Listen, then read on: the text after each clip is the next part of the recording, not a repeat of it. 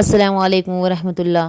آج میں آپ کے سامنے ایران کی فتح کا مکمل واقعہ سناؤں گی کہ کس طرح سعد بن ابی وقاص نے حضرت عمر کے دور خلافت میں ایران کو فتح کیا اور کس طرح ایران کے بادشاہ نے خود ہی اپنی زمین کی مٹی بھر کر مجاہدین اسلام کو دے دی۔ آئیے یہ واقعہ ہم تفصیل سے جانتے ہیں۔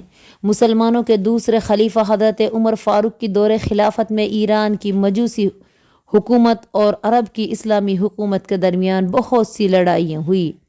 ایران کے مجوسی آگ کی پوجا کرتے تھے جبکہ مسلمان اللہ کے سوا کسی کی عبادت نہیں کرتے تھے۔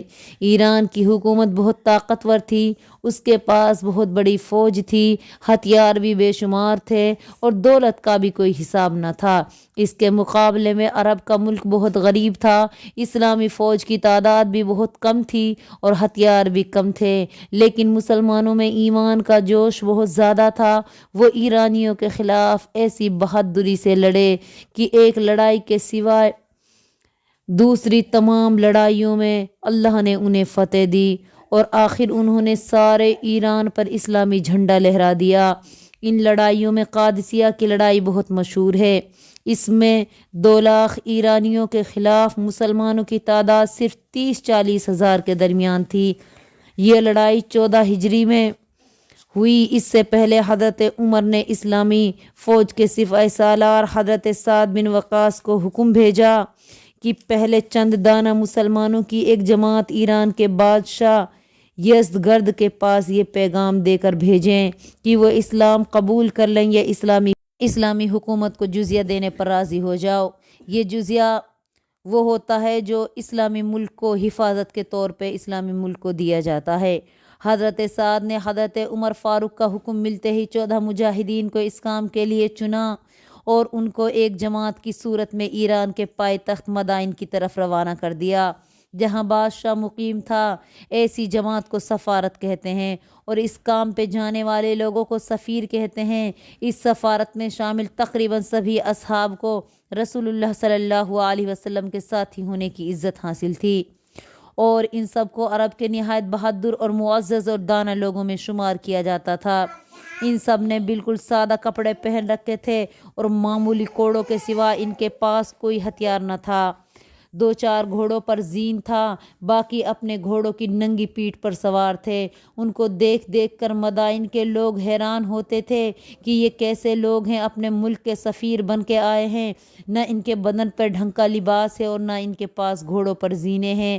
بادشاہ کو اسلامی سفارت کے آنے کی اطلاع ملی تو اس نے بڑی شان و شوکت سے دربار سجایا اور اسلامی سفیروں کو بلا بھیجا۔ ایران کو اس زمانے میں فارس کہا جاتا تھا اور یہاں کے بادشاہ کو کسریٰ، اس کے دربار کے ٹھاٹ باٹ کی کوئی انتہا نہ تھی۔ باہر سے آنے والوں کوئی آدمی شاہی دربار کو دیکھتا تو اس پر اس کی شان و شوکت کا ایسا پر اثر رعب پڑتا کہ وہ حیرت کی تصویر بن جاتا اور ان کی آنکھیں پھٹی کی پھٹی رہ جاتی۔ لیکن مسلمان سفیر ایسی بے نیازی سے دربار میں داخل ہوئے کہ گویا ان کے نزدیک دربار کی ٹھاٹ باٹ کی کوئی حقیقت نہ تھی۔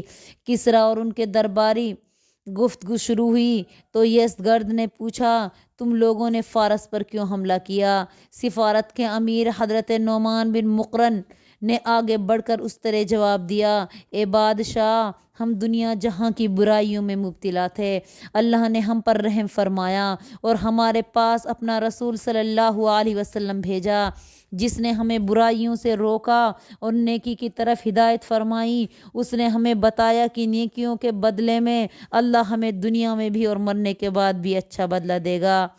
اس نے عرب کے سارے قبیلوں میں اتفاق پیدا کر دیا۔ پھر اس نے ہمیں حکم دیا کہ ہم ان قوموں کو بھی اپنے اسلام کی دعوت دیں جو ہم سے قریب ہیں۔ ہمارا مقصد لوٹ مار نہیں، اگر تم اللہ کو ایک مانو، اسی کی عبادت کرو، کسی کو اس کا شریک نہ بناؤ اور ہمارے رسول پر ایمان لے آؤ تو ہمارے اور تمہارے درمیان کوئی جھگڑا نہیں ہے۔ ہم صرف اللہ کی کتاب قرآن مجید تمہارے درمیان چھوڑ کر واپس چلے جائیں گے۔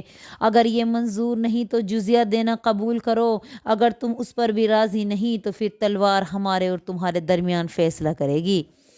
یزدگرد یہ جواب سن کر آگ بگولا ہو گیا۔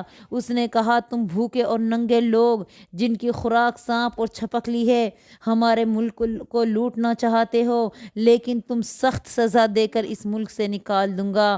ہاں اگر تم خود ہی ہمارے ملک سے نکل جاؤ تو میں تمہارے اونٹوں پر چوہار اور غلہ لاد دوں گا اور عرب پر ایسا حاکم مقرر کر دوں گا جو تم لوگوں کے آرام کا خیال رکھے گا۔ اس کے علاوہ اگر تم کچھ چاہتے ہو تو تمہیں ذلت اور نامرادی کی موت کے سوا کچھ نہ ملے گا۔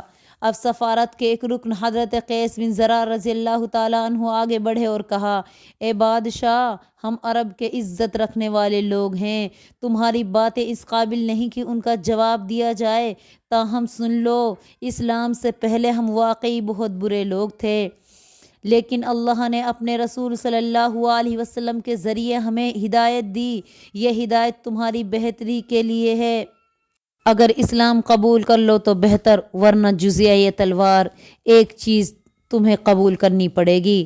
یزدگرد نے غصے کی اب کوئی انتہا نہ رہی، اس نے چلا کر کہا، اگر سفیروں کو قتل کرنا جائز ہوتا تو آج تم میں سے کوئی زندہ نہیں بچ سکتا تھا، جاؤ میری نظروں سے دور ہو جاؤ، ایک دوسرے کے ملک لوٹنے والوں، تمہیں یہاں سے خاک ملے گی خاک۔ یہ کہہ کر اس نے اپنے ملازموں کو حکم دیا کہ ایک ٹوکری مٹی سے بھر لاؤ اور یہ ان لوگوں کو دے کر مدائن کی طرف سے ان کو نکال دو۔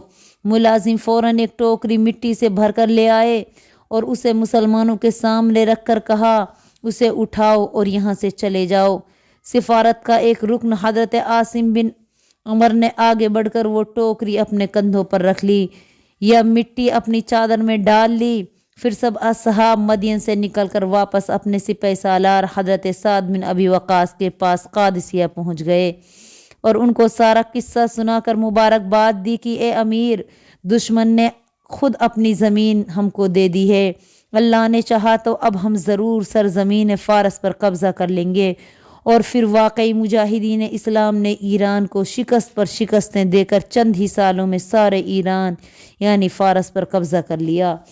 تو یہ تھے ہمارے مسلمان جن کا ایمان اور جوش اس قدر تھا کہ وہ جو ٹھان لیتے تھے کر گزرتے تھے، مسلمانوں ہوش میں آؤ اور پھر سے اسلام کی عزت کو بچانے کے لیے اپنے تن من دھن کی بازی لگا دو، انشاءاللہ دنیا آخرت دونوں جگہ بڑی کامیابی ہوگی۔